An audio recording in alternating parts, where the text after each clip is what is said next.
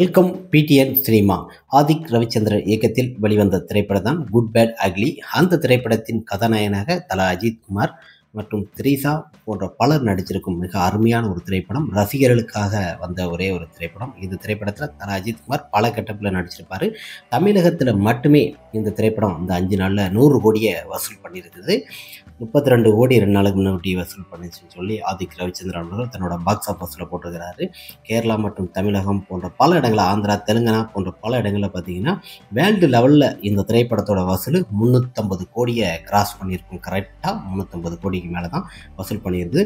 மிக அருமையாக அந்த லீவு டயத்தில் கரெக்டாக வந்துடுது. 2 days 4 days சம்மர் லீவாக இருந்தாலும் மிக அருமையாக இந்த திரைப்படம் மிகப்பெரிய ஒரு வெற்றி. வேர்ல்டு லெவலில் பேசப்படும் அளவுக்கு குட் பேட் அக்லி திரைப்படத்தோட பாக்ஸ் ஆஃபீஸில் தினமும் தன் ரசிகர்கள் ஒரு முறை 2 முறை இல்லை பல முறை பார்க்குறார்கள். இந்த திரைப்பட வசூல் இந்த முறையில் பார்த்தீங்கன்னா இந்த ஆண்டில் மிகப்பெரிய ஒரு வசூல் என்றாலே இந்த திரைப்படம் தான்.